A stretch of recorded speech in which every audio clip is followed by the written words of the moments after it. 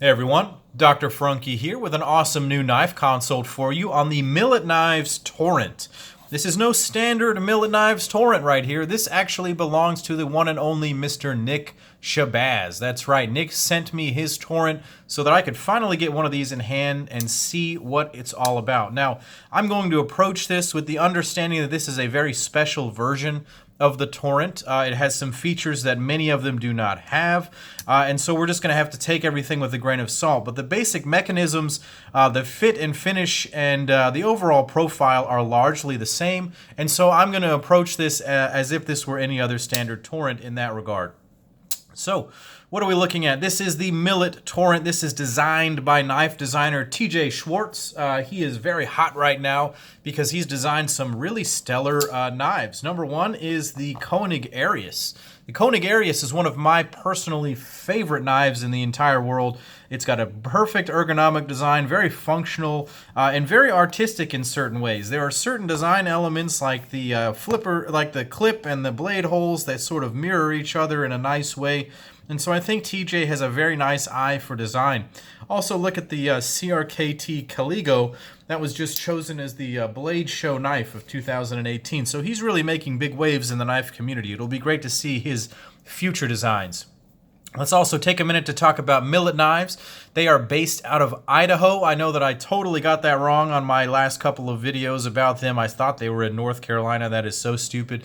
They're in Idaho, along with Koenig Knives, and CRK actually are over there doing some great things. So Millit Knives is a master of CNC work, and they have really been producing some high-quality mid-tech and OEM-style knives, and this is their in-house production right here, their name brand Millit Knives, and so it's exciting to see them bringing this out. I know I had sort of a difficult review with the Moen Max Evo that they produced, but they were very kind to me. They sent back a stellar product, and this is also an excellent, excellent knife.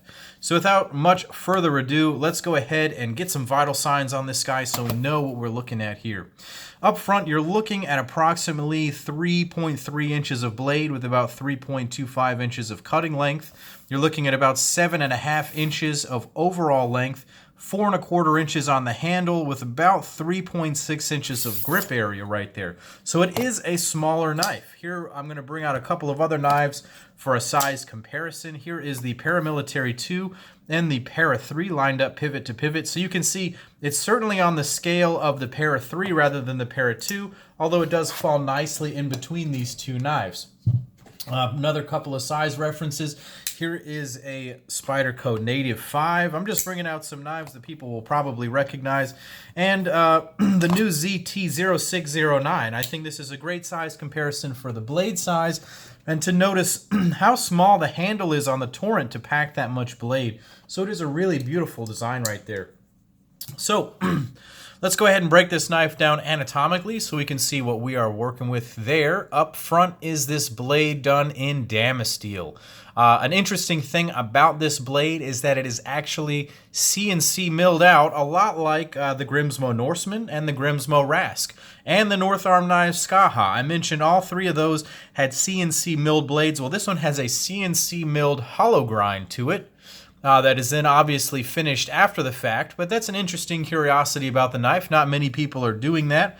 What it does mean is that you're going to get a very consistent and symmetrical hollow bevel right there, and so that's really neat. This is finished in Damasteel, as I mentioned, with a very nice etch. It's a deep etch to the point where you can actually feel the different layers of the steel as you run your fingers across it. Of course, I'm going to put fingerprints all over the knife. Let's take those off for the video. They've done the flats in a nice satin finish right there, horizontal satin. One of the things I really love about this blade is the opening hole right here. It's designed in such a way that it's got that little pillar on the inside, and when you get these blades in Damasteel, it has a very beautiful sort of contrast in the sense that the acid etched part remains etched in there, and so you get this little column where you see the layers of the Damasteel. That's a beautiful thing. Also, check out the ring around that opening hole. It's also got the acid etch still. It just is a little detail that I find very, very beautiful.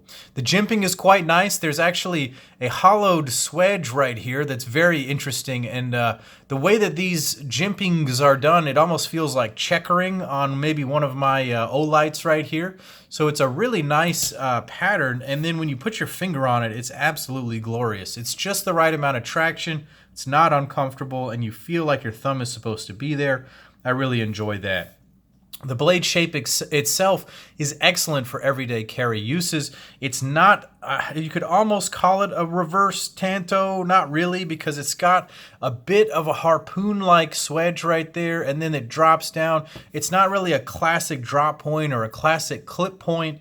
It's just an interesting design, but it means that you've got a reinforced tip. So instead of coming straight out and having a thin tip, it curves downwards, so the tip is a bit reinforced. They leave a lot of material out there, so it's nice and strong out there at the tip, so gotta appreciate that. And then the hollow grind just makes it a beautiful, beautiful slicer. The blade stock is coming in somewhere around 120 thousandths right here. Let's change that. 118 thousandths actually. Let's see, I gotta get this zeroed properly.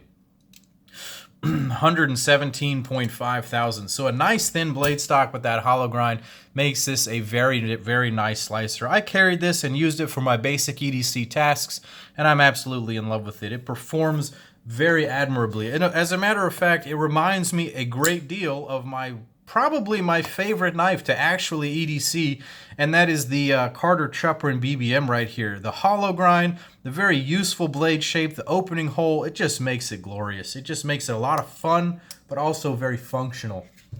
So, I really enjoy the blade, probably my favorite part of the knife overall. Very good blade. Moving back to the pivot and deployment mechanisms here, this runs on ball bearings. It's very, very smooth. I guess I should mention very quickly that the standard blade is done in CTS XHP. This one is done in Damasteel, so either XHP or Damasteel. Back to the pivot, it's ball bearings.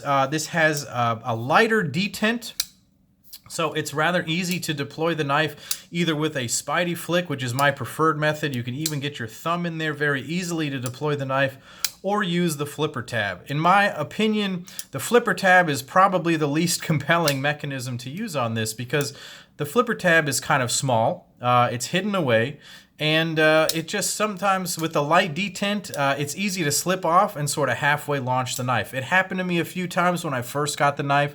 Over time, when you learn the ins and outs of the knife, it becomes very easy to deploy, but it is something that I noticed. There's always a sacrifice between having a smaller flipper tab versus a super functional flipper tab. This one is, I would call it good. I would not call it great. I would not call it ugly. I'm going to have to reference Nick on that one. It's good, but it's not great. So if I could have it my way, it might be a little bit more rounded, a little bit longer, but you know, that would make it a pocket pecker, and you know, Nick is Nick. So anyways, let's go ahead and talk about the rest of the deployment mechanisms. It's very easy to spider flick. The thing that I love is that it allows you to just get your finger in there so nicely and open it like that. That is my favorite way to open this knife, and it certainly has that fidget factor that we're all looking for. Moving back, let's go ahead and talk about these glorious handles. This is where Millit Knives is sort of flexing their ability to do CNC machining. On this one, you can see this beautiful Damasteel pattern. They've put their logo right here. This is actually an overlay on top of a titanium scale here, a titanium frame. So as you can see, the edges have been milled out. Check out the chamfering and the milling on there around the edges. That's been bead blasted. Then the face has been polished and then blue anodized on the titanium there to match the hardware. If I go ahead and flip the knife around, you'll see this is the frame lock side. It's also done in titanium. The face has been satin finished while the edges remain on the bead blasted finish.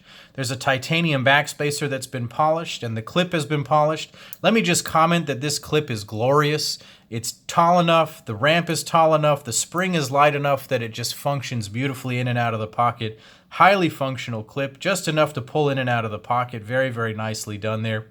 Another thing to note is that the lock bar cutout is on the inside, a little nod to an everyday carry person.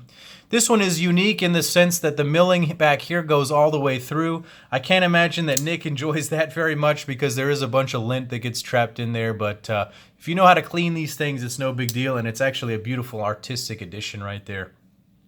So what do I think? I absolutely adore this knife. Honestly, I really like it. I was expecting not to because sometimes I like to play devil's advocate to Nick, but honestly, I understand why he loves it and why it's so compelling. So check out Millit Knives and their Torrent. Obviously, go check out Nick Schwarz. Head over to Instagram and follow us all.